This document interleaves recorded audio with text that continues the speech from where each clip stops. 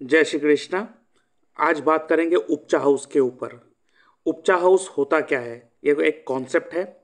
जैसे हम लोग ट्रिशाडाया लॉर्ड कहते हैं। ट्रिशाडाया लॉर्ड मतलब ग्रह, प्लैनेट। जो त्रिशाडाया ग्रह होता है वो आपको तकलीफें देता है, वो आपको प्रॉब्लम देता है अपने दशांतदशा में। उसी हिसाब से उपचा हाउस होता है। हाउस मतलब घर।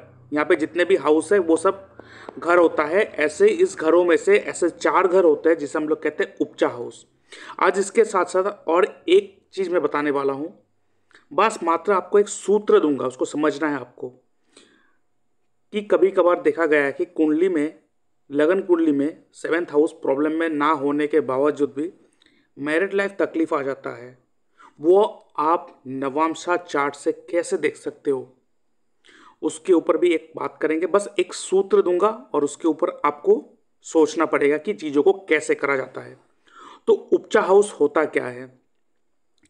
उपचा हाउस जो होता है वो ऐसा घर होता है जिस घर में अगर उपचा हाउस में अगर कोई ग्रह आ जाए, उस ग्रह का बढ़ोतरी होना स्टार्ट हो जाता है। उस ग्रह का बढ़ोतरी होना मतलब ग्रोथ। अब क्या ग्रोथ होगा, कैसे ग्रोथ होगा? उपचा हाउस कौन सा है बता देता हूं। आपके कुंडली में 3rd house, 6th house, 10th house and 11th house, ये 4 घर होते हैं जिसे हम लोग कहते हैं उपचा हाउस। उपचा हाउस में जो भी ग्रह आएगा वो ग्रह बढ़ोतरी करेगा, चीज़ों को बढ़ा देगा। और ये 100% बढ़ाएगा। 100% बढ़ाएगा मतलब बढ़ाएगा। यहाँ पे कोई भी इफ एंड बट नहीं है। अब यहाँ पे आप क्या देखोगे, किस चीज़ का बढ़ोतरी होगा? तो आप देखोगे ये जो 3 हाउसेस है, इस हाउस में सॉरी ये जो 4 हाउसेस है, इस हाउस में कौन सा राशि है वो फर्क नहीं पड़ता है। आपको देखना है कि इस चारों घर में से किसी भी घर में कोई ग्रह है क्या। कभी कभार किसी कुंडली में देखोगे चारों के चारों घर में ही ग्रह बैठा होता है। 3rd house, 6th house, 10th house and 11th house. और किसी किसी घर में होता ही नहीं है। अगर नहीं है तो नहीं है, खाली है तो खाली है। अगर है तो उसको पकड़ना है हमें। जैसे कि आप देखिए यहाँ पे सिर्फ 10th हाउस में शुक्र है, बाकी ये 3 हाउस खाली है, तो शुक्र को ही पकड़ लेते हैं। अब ये शुक्र बढ़ेगा, ये ग्रोथ करेगा। लेकिन क्या चीज ग्रोथ करेगा? तो इस चीज को आप समझ लीजिए जो मैं कह रहा हूं अभी। उपचा हाउस में जो भी ग्रह आएगा, और ये आपको लगन से ही देखना है, D1 चार्ट से ही देखना है। इसमें केपी एस्ट्रोलॉजी या केपी चार्ट का कोई रोल नहीं है। तो उपचा हाउस में, उपचा हाउस कौन सा है? 3, 6, 10, 11। उपचा हाउस में जो भी ग्रह आएगा वो ग्रह जिस भी घर को रूल करता हो उस घरों का बढ़ोतरी कर देगा। ठीक है, फिर से रिपीट करता हूं। उपचा हाउस में जो भी ग्रह आएगा वो ग्रह जिस भी हाउस का मालिक होगा उन हाउसेस को बढ़ोतरी कर देगा। अब इस कुंडली में देखिए बाकी सब 3 घर खाली है। बाकी 10th हाउस में जो उपचा हाउस उसमें शुक्र बैठा हुआ है। और शुक्र का लॉर्डशिप कहाँ पे है? आप देखिए शुक्र का 2 राशि होता है, वृषभ राशि और तुला राशि। तो वृषभ राशि, तुला राशि देखिए कहाँ पे है। तुला राशि 2nd हाउस में है और वृषभ राशि जो है 9th हाउस में है। इसका मतलब जब भी शुक्र का पीरियड आएगा वो 7th राशि एंड 2nd राशि जो जिस घर में है, कौन से घर में, वो 2nd हाउस में एंड 9th हाउस में है। इसका मतलब जब भी शुक्र का पीरियड आएगा, शुक्र का पीरियड आने का मतलब दशांतदशा प्रतिदशा जब भी आएगा वो 2nd house and 9th house को बढ़ा देगा। इसका मतलब ये शुक्र जो है ये बढ़ेगा, ये बढ़ेगा। ये 2nd हाउस फाइनेंस, पैसा, वेल्थ को बढ़ाएगा, अपने लक को बढ़ाएगा, इसको लक सपोर्ट कर लेगा। तो इस कुंडली में शुक्र बहुत इंपॉर्टेंट प्लैनेट हो गया। अब शुक्र क्या होता है?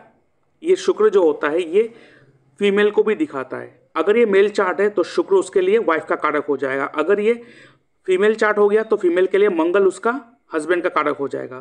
तो यहाँ पे शुक्र है और ये एक लड़के का चार्ट है, तो इसका मतलब उस लड़के को जब भी शादी करवा देंगे, शादी करवाते ही, क्योंकि वो ग्रह एक्टिव होगा कुंडली में। जब हम लोग पराशरी एस्ट्रोलॉजी करते हैं, एक स्टेप, आपका एक स्टेप दूसरे स्टेप को बढ़ाते हैं। मतलब कोई भी एक एक्टिविटी करोगे वो एक्टिविटी किसी दूसरे घर को एक्टिव करेगा। कोई भी एक्टिव करोगे कोई दूसरे घर को एक्टिव करेगा। मतलब it's like A Newton law, every action has its equal and opposite reaction. जब भी आप कोई भी काम करोगे किसी भी रिलेशन से, वो किसी भी घर को एक्टिव कर देगा। जैसे कि यहाँ पे वो शुक्र को एक्टिव करते ही, क्योंकि उपचा हाउसेस में है तो बढ़ेगा, दैट्स फॉर श्योर। तो ये शुक्र का एक्टिवेशन करते ही ये इसका second house and ninth house active हो जाएगा। कभी कभार आपने ये भी देखा है, लोग परिश्रम बहुत करते हैं, कर्म बहुत करते हैं, लेकिन पैसा उतना नहीं आता है, बिकॉज टेंथ हाउस से सिर्फ प्रोफेशन को देख लेते हैं। प्रोफेशन, टेंथ हाउस क्या है? Tenth house is not only profession, tenth house आपका कर्मा है, आपका कर्म है, जो आप अपने लाइफ में करते हो। यही गलती करते हैं 98% एस्ट्रोलॉजर,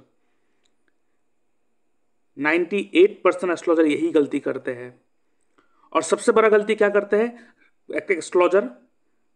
रेमेडी के ऊपर रेमेडी देते रहते हैं। वो कुंडली के साथ आपको अलाइन करवाता नहीं है, वो खुद ही अलाइन नहीं कर सकता, तो आपको क्या अलाइन करवाएगा? ग्रह कौन से चीज, ग्रह के साथ कौन सा ग्रह युति बना रहा है। आप जब युति बनते हैं तो वो उस ग्रह का जब एक्टिविटी करोगे, वो एक्टिविटी, वो प्लेनेट दूसरे प्लेनेट को हिट करेगा, वो किसी घर को एक्टिव कर देगा, जिसे कहते हैं एक्टिवेशन टेक्निक, जो मैं प्राशरी एस्ट्रोलॉजी में भी अपने स्टूडेंट को सिखाता हूं और केपी एस्ट्रोलॉजी में भी मैं सिखाता हूं। केपी एस्ट्रोलॉजी में तो हाउस एक्टिवेशन टेक्निक भरपूर यूज होता है, जहां पे टैटू एक्टिवेशन के द्वारा चीजों को हम लोग एक्टिव करते हैं। बट यहाँ पे प्राशरी की बात कर रहे हैं, तो यहाँ पे उपचा हाउस के ऊपर बात हो रहा था। तो यहाँ पर मैं फाइनेंस के ऊपर भी थोड़ा बात करूंगा, आप लोग बने रहिए। तो यहाँ पे जब भी उपचे हाउसेस में कोई भी ग्रह आएगा, वो ग्रह जिसको भी रूल करेगा उसको बढ़ाएगा तो बढ़ाएगा 100%। अब यहाँ पे मान लेते हैं जैसे सिक्स्थ हाउस उपचा हाउस है। अब यहाँ पे मान लेते हैं कि सिक्स्थ हाउस का लॉर्ड कहीं भी उपचा हाउस में बैठा है। अब सिक्स्थ हाउस का लॉर्ड कौन है? शनि। और शनि मान लेते हैं इन चारों में से किसी भी एक घर में बैठा, अभी तो यहाँ पे बैठा नहीं है, बस एग्जांपल दे रहा है आप समझने के लिए। मान लेते हैं शनि यहाँ बैठा हुआ है, तो उपचा हाउस में आ गया, तो ये शनि आपके कुंडली में सिक्स्थ हाउस को बढ़ाएगा, फिफ्थ हाउस को भी बढ़ाएगा, नो डाउट। अब यहाँ पे देखा जाए, अगर सिंह लगन का अगर व्यक्ति हो, तो सिंह लगन व्यक्ति के लिए तो शनि छठे घर का और सातवें घर का लॉर्ड है। और वही शनि अगर कहीं कहीं उपचा हाउस में बैठ गया तो सिक्स्थ हाउस को बढ़ाएगा। इसका मतलब शनि कुंडली में बीमारी को बढ़ाएगा तो बढ़ाएगा, आप कुछ भी कर ले। लेकिन वो बढ़ाएगा क्यों? क्योंकि उसको बढ़ाना ही है। अब इसका मतलब ये नहीं, अब ऐसा नहीं, आप देखो जिसका सिक्स्थ हाउस का मालिक उपचा हाउसेस में है सबको बीमारी हो रहा है? नो। हर सिक्के का दो पहलू, positive and negative. Sixth house is daily routine and discipline. If you are maintaining daily routine discipline, तो आपको वो डिसिप्लिन रूटीन आपके लाइफ को, डेली रूटीन को और इंक्रीज कर देगा बढ़िया से। अगर नहीं कर रहे हो तो नेगेटिव एक्टिवेशन होगा। मैंने क्या बोला? किसी भी ग्रह से, कोई भी एक्टिविटी से किसी भी घर को आप एक्टिव कर सकते हो। जैसे मैंने थोड़ी देर पहले बताया, फाइनेंस का house second house, tenth house profession का होता है। मैंने थोड़ी देर पहले ये बताया था कि profession not only tenth house आपका कर्म है, जो आपको भेजा गया इस दुनिया में, आपको कर्म करना है। तो प्रोफेशन भी तो एक कर्म है, लेकिन वो प्रोफेशन जो है वो पैसे के कारण करते हैं हम। वो जो प्रोफेशन है, वो कर्म जो है, वो पैसे के लिए करते हैं हम लोग। हमें ये बाइफर्केट या डिफरेंशिएट करना पड़ेगा कि कर्म एंड प्रोफेशन दोनों अलग चीज है। जो हम लोग प्रोफेशन को चूज करते हैं, वो चूज करते हैं टू अर्न मनी, और कर्म तो हमें करना ही है, चाहे वो पैसा दे या ना दे। आप रोज सुबह उठकर अपने फैमिली का ध्यान रखते हो, वो आपका कर्म है, उसके लिए आपको कोई अप्रिसिएशन नहीं मिलेगा। लोग क्या कहते हैं, मैंने घर फैमिली के लिए इतना करा, उन्होंने मेरे को अप्रिसिएशन नहीं दिया। अरे आप फैमिली को मेंटेन कर रहे हो, यही आपका अप्रिसिएशन है। मैं भगवान को इतना मानता हूं, फिर भी मेरे घर में ये, जरूरी नहीं है आप भगवान को मानते हो, जरूरी नहीं हो आप किस धर्म से हो, जरूरी ये नहीं कि आप कोई भी पर्टिकुलर भगवान को मान रहे हो। जरूरी ये है क्या जो भी काम कर रहे हो उस काम से आपको सुकून मिल रहा है, क्या उस काम से आपको मेंटल पीस मिल रहा है, क्या उस काम से स्नेह दूसरों को मिल रहा है, क्या उस काम से प्रेम बढ़ रहा है, एक दूसरे के प्रति प्रेम बढ़ रहा है। अगर ये सारा हाँ है तो आप जो मान रहे हो बढ़िया मान रहे हो। अगर इनमें से कोई भी एक सवाल ना है तो तुरंत उस चीज को छोड़ने का नौबत आ चुका है।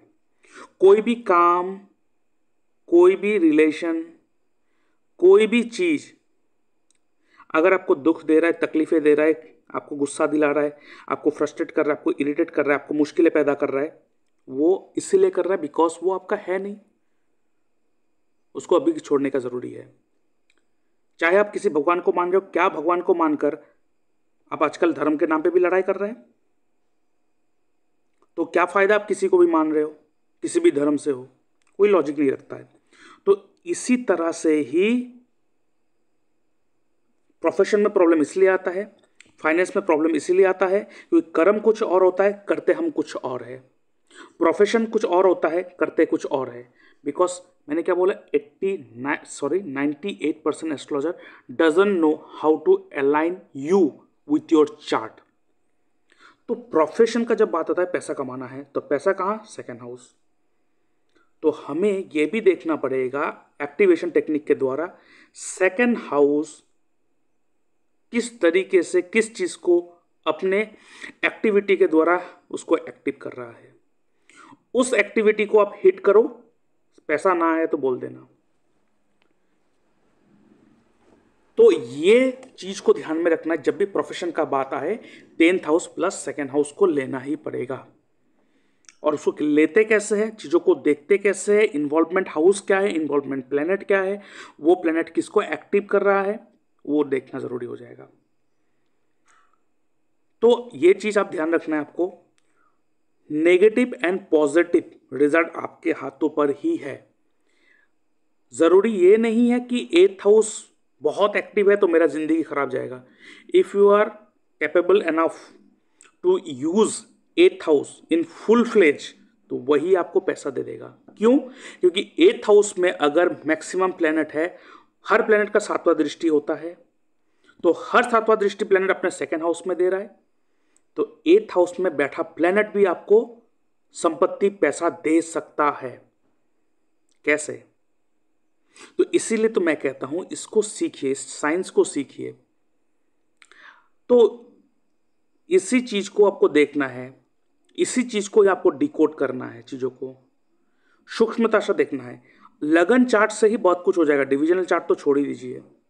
तो इसको हम लोग बात कर रहे थे कि जब हम लोग कोई भी ग्रह उपचा हाउसेस में देखते हैं, वो ग्रह जिस भी घर को रूल कर रहा होगा वो घर का बृहस्पति होगा ही होगा, 110%, नॉट 100%।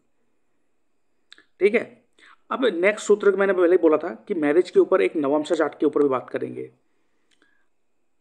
अब एक चीज देखिए आपका, अगर किसी का कुंडली आप देख रहे हो और आपने ये देखा कि किसी के कुंडली में 4th हाउस, नवामशा चार्ट के 4th हाउस में, नवामशा चार्ट के 4th हाउस में अगर कोई भी पाप ग्रह बैठा है, मैलिफिक प्लेनेट बैठा है, ठीक है, except the planet should not be the owner of that house. मतलब पाप ग्रह कौन है? शनि, राहु, मंगल, केतु। अब शनि का 2 राशि है, 10 और 11। राहु का एक राशि अपना है, वो है 11वां कुंभ राशि। मंगल का 1 और 8 नंबर राशि है और केतु का 8 नंबर राशि है। तो हमेशा याद रखिएगा 90% ये भी करते हैं एस्ट्रोलॉजर, कहीं भी राहु केतु है सीधा कहते हैं खराब है। अब बहुत सारे लोग कहें नहीं राहु तो मुझे अच्छा रिजल्ट दिया। हाँ, अगर राहु आपके 11th राशि में है किसी भी घर में तो उस घर को खराब नहीं करेगा, क्योंकि अपने खुद के घर को कौन क्यों खराब करेगा। तो ऐसे ही अगर नवमशा चार्ट में कोई भी प्लेनेट, आपके पापी प्लेनेट शनि, राहु, मंगल, केतु में से कोई भी ग्रह 4th हाउस में बैठा होगा, बस शर्त यह है कि अपने राशि में बैठा ना हो, क्योंकि अपने घर को कोई खराब नहीं करेगा। तो आप देखना अगर पाप ग्रह है नवमशा चार्ट के 4th हाउस में तो उस व्यक्ति के मैरिड लाइफ में, मैरिटल लाइफ में प्रॉब्लम आते हैं।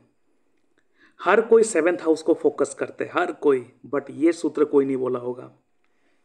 यही है टेक्निकलिटीज। तो नवमशा चार्ट के 4th हाउस में अगर पाप ग्रह हो तो ये आपके मैरिटल इश्यू करवा देते हैं, मैरिटल प्रॉब्लम करवा देते हैं। सो आई रिक्वेस्ट यू, ये रिक्वेस्ट ही कर सकते हैं आप लोगों को, मैं ऑर्डर तो नहीं कर सकता। सो आई रिक्वेस्ट यू कि आप इस साइंस को ना सीखिए, इस पराशरी एस्ट्रोलॉजी को सीखिए। ये इतना सूक्ष्मता से आपको बता देते हैं कि आप अपने लाइफ को इतनी बढ़िया तरह से गवर्न करना स्टार्ट कर दोगे, it will work magical in your life. अब और चीज बताते हैं, हम लोग ये कहते हैं ना कि शनि जो है इस कुंडली में 5वें घर का और 6ठे घर का लॉर्ड है। राहु कहाँ है? राहु फर्स्ट हाउस में एंड 7th हाउस में है। लेकिन आज तक ये किसी ने नहीं कहा होगा, लेकिन आज से ये करना स्टार्ट कर दो आप। क्या? राहु लगन में बैठा है, राहु लगन में बैठा है। Rahu is a 6th Lord. जैसे हम लोग कहते हैं ना कि 6ठे घर का मालिक, 6ठे घर क्यों? राहु का अपना राशि क्या है? 11वां। केतु का अपना राशि क्या है? 8वां। तो हम लोग क्या कहेंगे कि 8वें तीसरे घर का लॉर्ड केतु 7वें घर में है, 6ठे घर का लॉर्ड लगन में है। तो आपके कुंडली में जहां पर भी राहु बैठा होगा, तो आप देखो आपके कुंडली में कुंभ राशि कहां पे बैठा है, तो आप कहना कि कुंभ राशि जिस घर में बैठा होगा उस घर का मालिक इस घर में, राहु उस घर में बैठा हुआ है। तो देखना आपके प्रेडिक्शन में ना और एक एंगल एड ऑन हो जाएगा, चीजें और भी काम करना स्टार्ट होगा। नॉर्मली कहते हैं ना 6ठे घर का मालिक लगन में चले जाना, लगन का मालिक 6ठे घर में चला जाना तो हेल्थ इशू करवा देते हैं, माइंड रिलेटेड प्रॉब्लम करवा देगा, ब्रेन है। तो ये 6ठा घर का मालिक राहु आ गया तो माइंड को खराब करेगा। अब नो डाउट ये क्या बोलेगा, ये तो कन्या राशि में है, बुध तो उसका दोस्त है, कोई फर्क नहीं है, तो 6 लॉर्ड। कभी शायद ये नहीं बताया होगा किसी ने भी। तो इसको इस तरह से देखिए कि अब 3rd हाउस में एंड 6th हाउस में कुंभ राशि है एंड यहाँ पे स्कॉर्पियो राशि, वृश्चिक राशि है। तो आप इसको इस तरह से भी देखना, 3rd हाउस का मालिक मंगल एंड केतु, 6th हाउस का मालिक शनि एंड राहु। इस तरह से भी देखेंगे तो प्रेडिक्शन में आपको और पैनापन आ जाएगा और शार्पनेस आ जाएगा। This is the magic of Parashari astrology. So इस चीज़ों को ना कोई नहीं बताएगा आपको। Now it's time to see the astrology in a different way. वो सब दिन चला गया कि आपका ये प्लैनेट यहाँ बैठा हुआ है, आपका तो खराब है, आपका लाइफ खराब जाएगा, आपका मैरिड लाइफ। अब यहाँ पे देखा जाए तो 7th हाउस तो खराब है, मैरिड लाइफ खराब जाएगा, बर्बाद जाएगा। But I will ensure you कि इसका मैरिड लाइफ में खराब नहीं होने दूंगा। क्यों? क्योंकि मैं ऐसे लड़की से इनका शादी करवाऊंगा, क्योंकि ये मेरा स्टूडेंट का ही चार्ट है और वो मेरे खुद ऑफिस में आके मेरा साथ पढ़ता ही है। ऐसा लड़की से शादी करवाऊंगा जो यहाँ पे मंगल, केतु और शनि का एट्रीब्यूट रखता हो। हाँ, आप ये कह सकते हो प्रॉब्लम आएगा, प्रॉब्लम किसके लाइफ में नहीं आता है? मेरे लाइफ में प्रॉब्लम नहीं है, ऐसा तो हो नहीं सकता है। बीइंग एन एस्ट्रोलॉजर, क्या मैं प्रॉब्लम में नहीं हूँ? क्या मेरे ऊपर कर्जे नहीं है? 100% है। That is not important. Important क्या है कि सारे प्रॉब्लम होने के बावजूद में क्या आप आराम से हो जिंदगी में? आराम से तब रहोगे जब आप चार्ट के साथ अलाइन हो जाओगे। और आगे बढ़ने से पहले मैं अपने व्यूअर्स को कहना चाहता हूँ, अगर आप अपना बर्थ चार्ट एनालाइज करवाना चाहते हो तो आप मेरे इस व्हाट्सएप नंबर पे अपना date of birth, time of birth, place of birth, आपका नेम, जेंडर लिख के भेज सकते हो और आपका कोई भी 3 सवाल लिख के भेज सकते हो जो आपको जानना है। उसके ऊपर मैं एक डिटेल वीडियो बना के यूट्यूब में अपलोड कर दूंगा और उसका लिंक आपके साथ शेयर कर दूंगा, जिसके लिए मैं चार्ज करता हूँ 399 रुपीज़ ओनली। अब मेरे इस यूपीआई नंबर पर पेमेंट करोगे, उसका स्क्रीनशॉट भेजोगे और हफ्ते भर के अंदर आपको एनालिसिस मिल जाएगा। और आपको अगर आप मुझसे बात करना है, आपको मुझे फ़ोन कॉल में कंसल्टेशन लेना है और जो भी सवाल है, जो भी डाउट है वो मुझसे बात करके सॉल्व करना है, तो आप फ़ोन कॉल कंसल्टेशन बुक कर सकते हो, जिसके लिए मैं चार्ज करता हूँ 640 रुपीज़ ओनली। मेरे इस यूपीआई नंबर पेमेंट कर सकते हो, उसका स्क्रीनशॉट भेजोगे, उसके बाद आपको मैं एक डेट एंड टाइम दे दूंगा, उस दौरान मैं आपसे बात करूंगा। उसके साथ साथ लाइव जूम कंसल्टेशन भी आप ले सकते हो, जहाँ पे आपसे जो बातचीत होगा वो जूम पर लाइव होगा और सारा का सारा बातचीत वहाँ पे रिकॉर्डिंग होगा और वो रिकॉर्डेड आपको प्रोवाइड करा जाएगा, जिसके लिए मैं चार्ज करता हूँ 1200 रुपीज़ ओनली।